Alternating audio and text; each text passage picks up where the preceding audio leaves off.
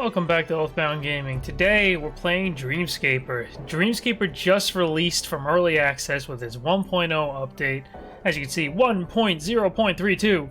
We're going to be playing Dreamscaper. We're going to find out just what this game's about. I'm going to show you guys all there is to know about Dreamscaper. And then at the end of the video, we're going to do a pros, cons, and final thoughts. So stick around for that. We're going to start by jumping into the options real quick, just to show you guys that. The quality options are low, medium, high, epic. Resolution, gamma, color vision deficiency type. I thought this was cool. So I'm no expert on this at all, but I assume, if you have some sort of color blindness or some sort of, vision issue, seeing color, you have options here to choose, and the deficiency severity. So you can adjust that. That is really cool to see. Props for the dev team for adding something like that. Your typical audio settings, and then one thing I really like to see is assist settings here. Camera shake we can turn off, and then one thing I thought was really cool in controls, you can actually change how the game kind of functions. Dodge at mouse cursor, melee at mouse cursor, defend at cursor. Huge respect for adding stuff like that, because that you don't really see that. If you aim at you swing towards your mouse pointer in a game, that's generally that's how it is. That's how the attacks function in the game. That's it. Super cool to see that. But anyway, let's jump into the gameplay. I deleted my save to start fresh with the 1.0 update. So we're going to jump into the game, and we're going to do a quick run. And we'll intentionally fail it so I can show you guys what it's like, because there's a lot of progression in this game. Even if you fail, which you're going to, that's supposed to happen. You're going to die. That's okay. So, Dreamscaper, we enter dreams to fight, right? That's where we start our combat. So when we first start, we're going to, every floor has a secret room to be discovered. Secret rooms don't like being alone. First tip. We're going to jump into the inventory real quick. When we first start, we're going to get random items. So I started with a blade. I guess that's Johan's blade. Not Johan. Johan, right? And a finger gun. Pew pew. That's cool. So we can swing here with left click, and then if you hold shift by default, it'll raise your gun or your ranged weapon, whatever you have, and then when you left click, it will fire.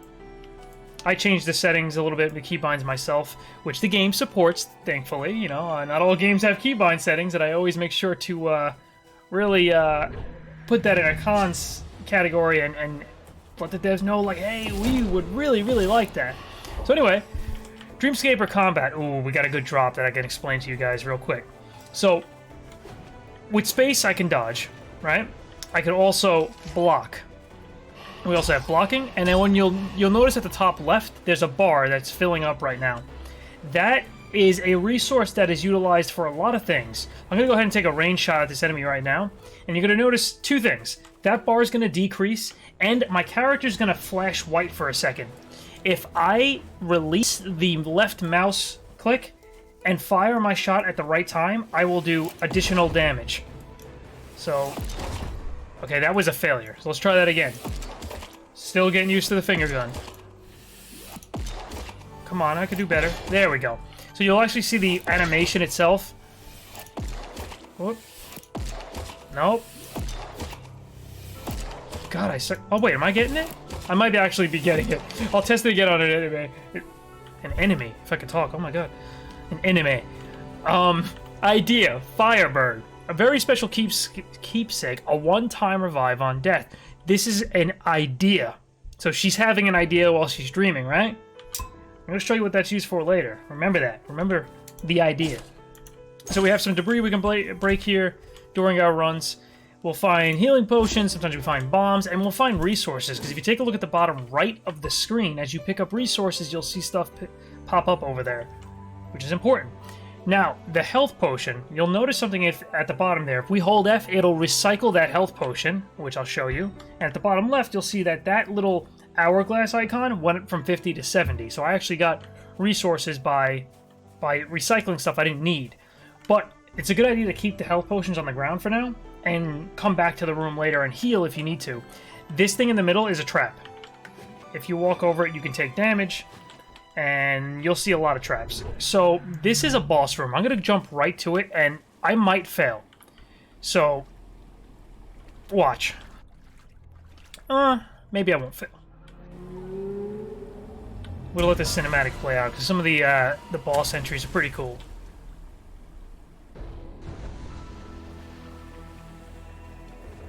Okay. So we're going to shoot this bomb here. And remember the flashing thing with the gun? Melee has it too.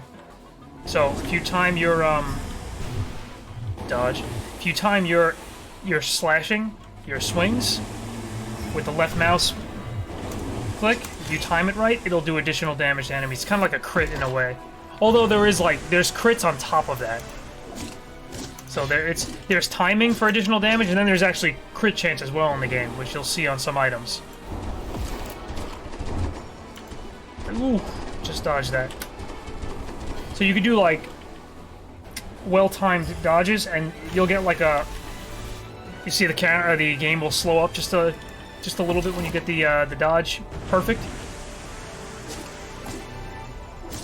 So I jumped into the boss fight really, really early. There's a lot of additional rooms that I could have explored, but I jumped into the boss fight early just for the sake of the video. I wanted to show you guys this boss fight.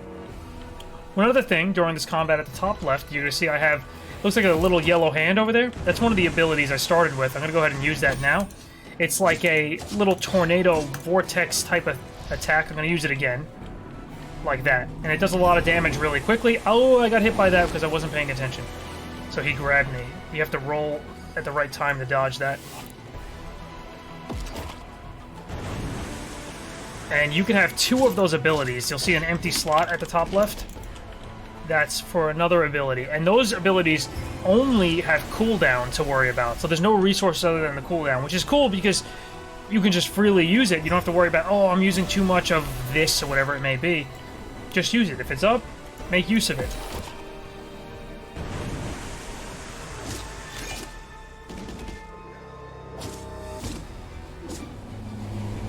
Uh-oh. Go, go, go, go, go. Took a little bit of damage there. Show yourself. Oh, that's it. That's the end of him. Bomb took him out. And his name is Fear. We're going to stand our ground. We're going to show no fear. There we go. There we go. Fear can't have us. Not today. So we finished the boss fight, right? Now we can delve deeper by using that. We can descend by using this altar here after we're done with the boss. So we got some resources for doing this. And we got a health potion. We're going to use that. It's going to heal us. We also got a baseball cap. This is actually a pretty good drop. Increases health and boosts projectile speed. 30% max health, projectile speed increase. Minus 10% ranged lucid consumption, which is awesome because at the top left you'll see that bar will go down. It fills up super quick if you're not in combat, but if you're in combat it slowly fills up. So don't get confused or, I don't know, think you can just spam it. So we see here I have 61 out of 75 health. We're going to pick up this hat. 84 out of 97 health. So 97 health, my max health went up. These keepsakes, they're random. You know, it's a roguelike game. When you run through it, you might not get the same keepsake at the same spot. So the cool thing is, the reason why I took the boss early is because I wanted to show you that you could do that without having to descend. You can go back to your previous rooms, and if you take a look at the top right of my screen, you'll see the map that there's additional rooms that I want to explore, which is really, really important because there's a lot of nice stuff we can find. Now, at the top left of my screen, you'll see a little clock icon, right? A little stopwatch. I'm going to go ahead and hit tab. Watch what happens here. So I'm going to use more of my lucid bar real quick before I do that. So the lucid bar is empty. I'm going to hit tab.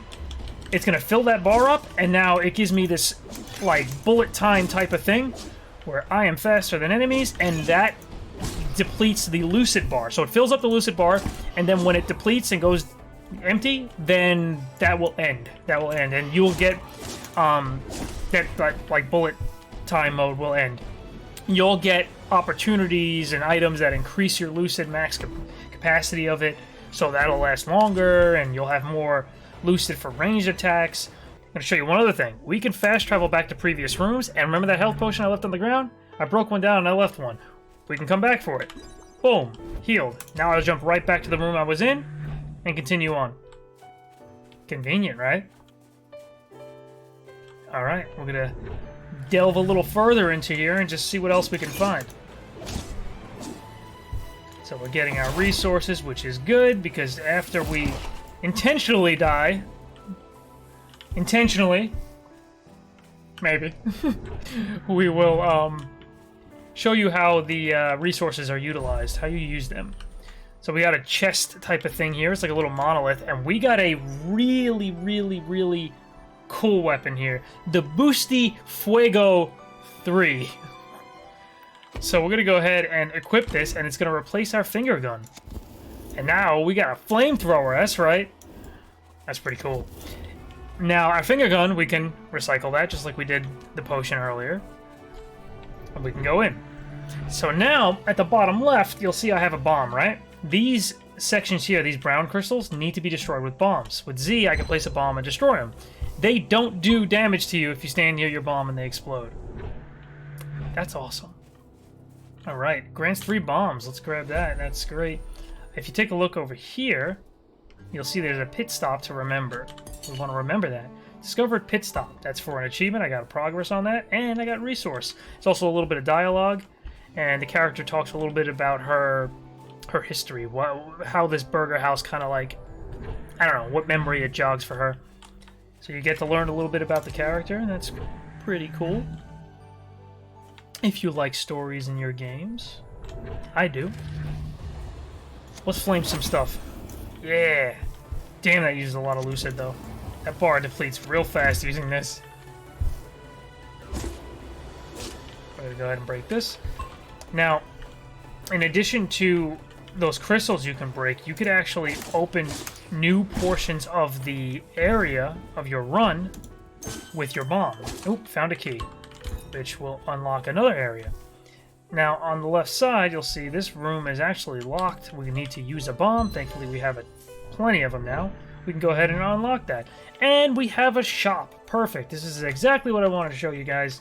So, you'll see this costs 630 sand. The price is down below there, and sand is the little hourglass icon at the bottom left. So, Upheaval 3.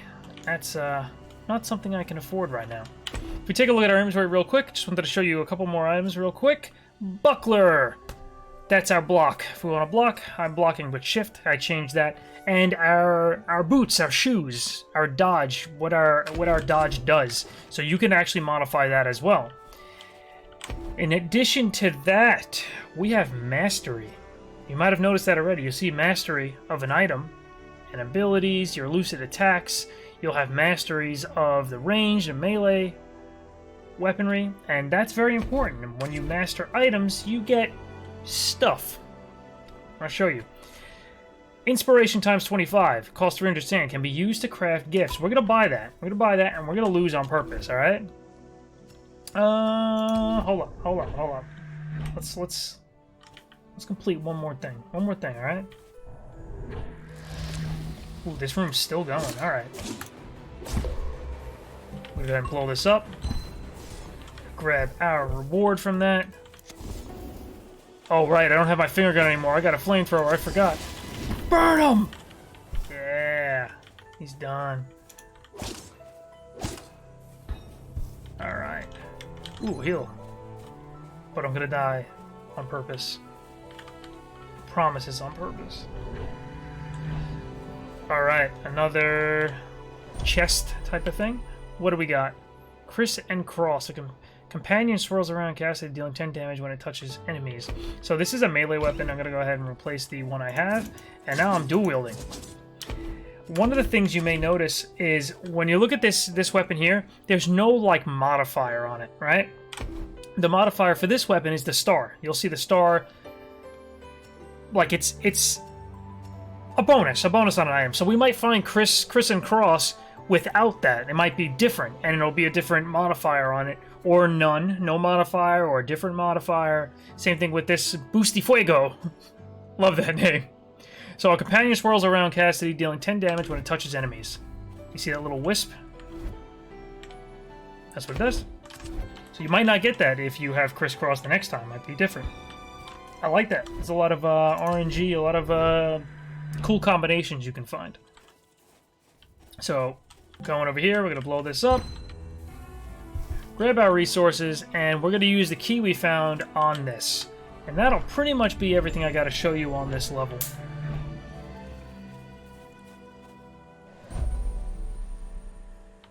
Ooh, a new shield. Another range lucid consumption reduction, minus 10%. Wet duration plus 20%. So we're going to equip that because it's going to give us more armor. Now, you see my shield is very different, right? It is not like a basic shield anymore. It's got this like water shield type of thing. Very cool looking. There's also secrets. Remember, we know about secrets. There's a fair amount of them in this game, which is really cool. You got to explore for that. Probably not going to find one. But I'm going to go ahead and descend, and then I'm going to die. So I'm going to show you this. When you descend, you get a results screen. 91%. There might have been something there. Who knows? Don't really know. Now we're going to hit continue. We're going to go further. And I'm going to show you the next area. Then I'm going to die, because I'm not going to spoil too much for you guys. It's different, right? I want to show you that as you progress, the lands change, right? Keepsakes don't have levels. Instead, their power usually damage scales with the floor. So they talk about this. Keepsakes. Some of them get stronger as you progress. So we're going to go ahead and die. The game definitely gets a lot harder. As you can see, there's traps. There's stuff to look out for. And we just died. Oh, no. That's okay. That's okay. We woke up. It was all a dream. Don't worry. Now, we're going to hit M. It's going to pull up our map. Now, this is not a dream. This is real life. This is Cassidy's real world, right? And we're gonna visit some areas. We're gonna daydream on this bar stool here, and you'll see that one of the resources you can use here allows you to unlock daydreams. Well, what could we get? Let's see. Each rank unlocks a piece of equipment in the merchant room. Each rank unlocks a utility item in the merchant room. Enhancement room. Font of life. Which is good, because that can heal you. You could find a room and be like, oh, thank God, I was almost dead. I gotta heal. Challenge rooms in the departure. Let's get challenge room. Let's get a font of life. Oh, I'm getting progress. We'll do that, and we'll do that. Puzzle of Revelation. Yay, unlocks. I always like progression, right? Oop, I did not want to go here. Let's go to the Caspecci Cafe. I'm Italian, alright? I should know how to pronounce that, right? Caspecci. It sounds Italian to me. Sketchbook. This is really cool. So remember that idea I found? I think it was Firebird, right? This. We can choose to develop an idea. Now you'll see the Firebird at the top right. You see the little 2 right there? And I have 2 of them here. We can unlock that if we want. And boom, we just did. We unlocked Firebird. I just got the achievement for that as well. They added a lot of achievements in the game, which is cool. I like that. Now, I could hit T on this and say, hey, that will never spawn now. There'll never be a chance for me to get a Firebird. I could turn it off. And you might want that because you might want to say, I don't want this item to drop. Let me turn this off so I have a greater chance of getting something I do want to drop, right? Awesome system. Love that. That's really cool to see. And now we have a new area it's telling us about. Go to the park. We'll go to this exclamation mark over here. We can meditate. We have more resources here that we can spend to meditate. Each rank grants total health increase, total lucid. Each rank increases lucid recharge rate by 2%. So if you really like ranged attacks, you like using your bow or gun or finger gun or whatever it may be, this might be for you. You want to increase the lucid and the recharge rate. It's good. Like I said before, you can increase max lucid, so that bullet time type of mode will last longer.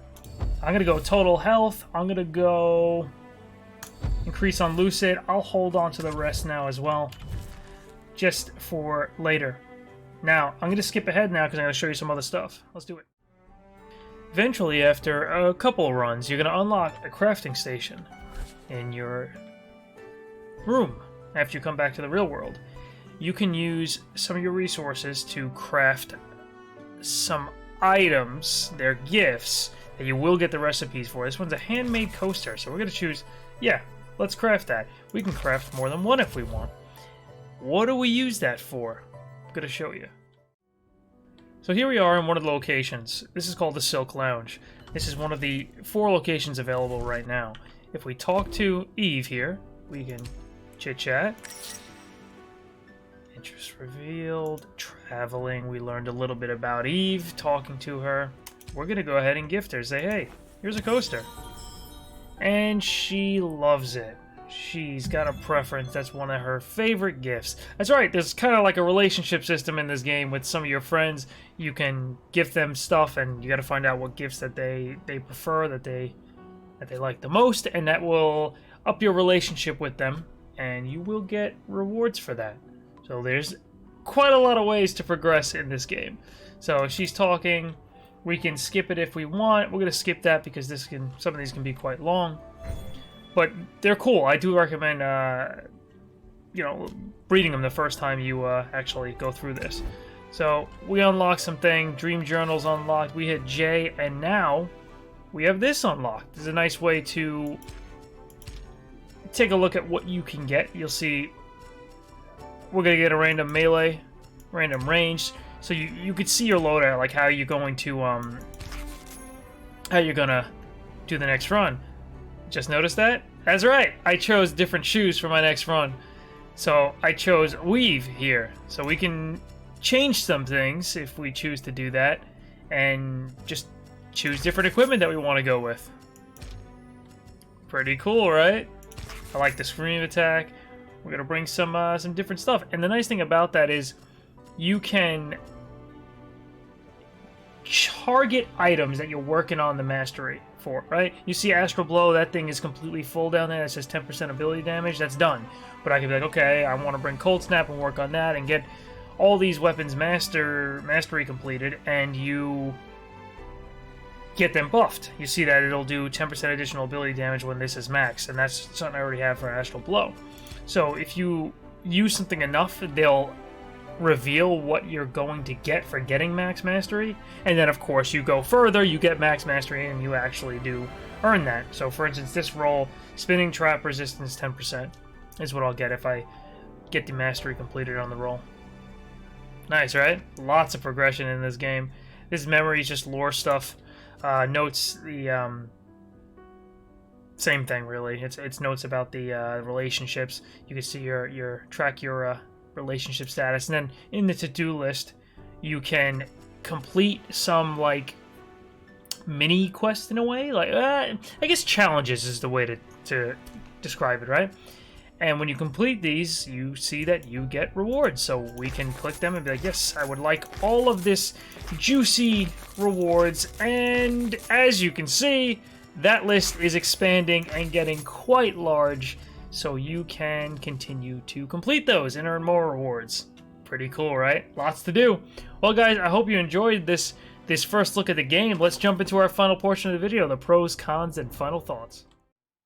The pros, cons, and final thoughts for Dreamscaper. The combat is challenging and skill-based. Practicing definitely pays off. I am a heck of a lot better than I was when I first started playing. Also, just to throw this out, Dreamscaper recommends a controller to play. I use a mouse and keyboard. I actually prefer it, and it plays just fine. I adjusted the keybinds a little bit, and I was good to go. So I kind of think they're selling themselves short by putting that message in there saying, hey, we recommend a controller. The game works fine, mouse and keyboard, I'm telling you. A massive amount of unlocks and progression. There's a lot to do, a lot to unlock. You got mastery for all of your equipment. You got your relationship stuff. You got a lot of new equipment to unlock. You got permanent stat increases to obtain. You get that those materials, that currency. You go back and there's different currency spent on different things. It's amazing. I love the amount of progression in the game, the amount of stuff there is to work towards. And there's progression beyond just your characters, progression what you see. You unlock more puzzles, more challenges, and you'll unlock more events that you can see while you do your runs. You do your next runs. It's just such an amazing system. I love it. I love seeing heavy RPG progression-like systems in games like this. Great stuff. The weapons, keepsakes, and abilities are innovative and unique. You don't believe me? Okay, so I'm going to show you something real quick. I wish I had an enemy to use it on, but whatever. I ended up grabbing a keepsake that said, okay, I'm going to do double damage, but I'm also going to receive double damage. I was like, you know what? I'm going to pick it up. I'm going to take the risk. Also, what if I told you there was a black hole that you can throw at enemies to hold them in place while you use a second ability to call in a dragon to do a flaming, like, carpet bomb-esque attack? Would you believe me? Take a look at this. So, boom. Use the black hole and call on a dragon to come over the top and ignite our enemies. And that ability gets quite strong. And that's just like the baby version of it. You can get it, in a much stronger state. So, pretty impressive some of the stuff you can get and kind of combo together, holding enemies in place while you use another ability on them. I didn't expect to see a dragon fly overhead and just ignite everything below. Cool stuff. Love the soundtrack. Dreamscaper soundtrack is pretty damn good. You can tell they put some work into the music. Whoever's making the music for this game is doing a great job. Hopefully they hear this. Impressive options. Now, I'm going to touch on this again. I touched on it earlier. The options are so impressive. Color vision deficiency. Love seeing this type of thing. I have guild members in my guild. We play MMOs and co-op games together. You might catch us, catch us on stream together and stuff. I have some guild members that have like a color vision deficiency, not necessarily color blindness, but like they can't really tell the difference between some colors, and they could struggle sometimes in games, like if we're like, oh, the light green option, or they won't be able to see it perfectly. So I don't know the story behind this and what made them put this in this game. Whatever the story is, this is great to see. I think that's awesome, and I'm curious actually to what brought this on. Because I imagine there's some sort of an event that happened, or someone on the team might actually have a color vision deficiency and ended up putting this in the game. I'd love to see it in more games. I think that's an awesome thing to do. And beyond that, camera shake, being able to disable that's great. But this specifically, being able to completely adjust the way the game works, where you can melee towards where your character's facing or towards your mouse cursor, and you can dodge towards your mouse cursor and just melee towards where your character's facing if that's the way you prefer to play. I like the way it's set right now, but I love that's an option, being able to customize the game to work the way you want it to work. That's great. Cons. So, enemy variety is a bit small, which is surprising when you think about how vast the other systems are.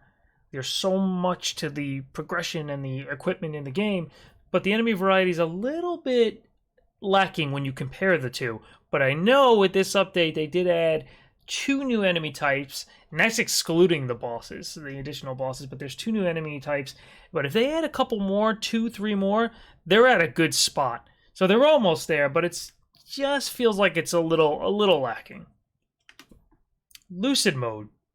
So it's a mode to make the game increasingly easier every time you fail, but you can still gain all achievements. And I thought that was a little weird, and I always thought like it's kind of like an insult to your own game to have something like this. But I actually made a post asking, can you still get all achievements in there? And the dev was very quick to respond. I said, hey, this was today. This was 3 hours ago. Are you still able to obtain achievements with this mode enabled? And the dev responded and said, yep, Lucid mode has no impact on achievements. I said, oh, that's a bummer. I hit to the game's integrity a bit when achievements can essentially be cheated. And you might be saying, well, just don't use it. It doesn't affect you if someone else uses it. Yeah, that's a sound argument, a sound stance to have. But it kind of cheapens the whole experience knowing that there's an easier way to kind of do it, and people will obviously take the easier route. That's like the human way, right? I won't do it. I want to play the game on the hardest I could possibly play it.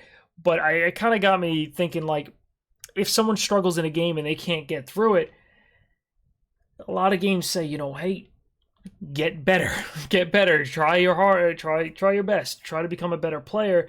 And I think that's important. That's important to challenge ourselves to become better, no matter what it is in life. But I do that. I try to be the best I can be in any game. And I understand a lot of people don't hold that to the same value that hold that too. But you play a game like Dark Souls or something, and you get stuck. You kind of have to struggle through it, or in some situations you can summon someone in to help you out. It would be awesome to see co-op in Dreamscaper one day. Maybe it happens. Who knows? Or in Dreamscaper 2 when that inevitably happens. I'm just making that up, by the way. There's been no announcements for Dreamscaper 2 yet. Hopefully we see that. Dev actually responded further. He said, I totally understand your point of view, but accessibility is just really important to us on a personal level. I can understand that. Hopefully it doesn't detract too much from the rest of the experience. Not at all. And I kind of jokingly said, throw in one achievement to beat the game without ever turning on Lucid Mode. That's actually a reasonable request, was the response. The team and I will chat together and decide whether that's something we should add for the 1.1 update.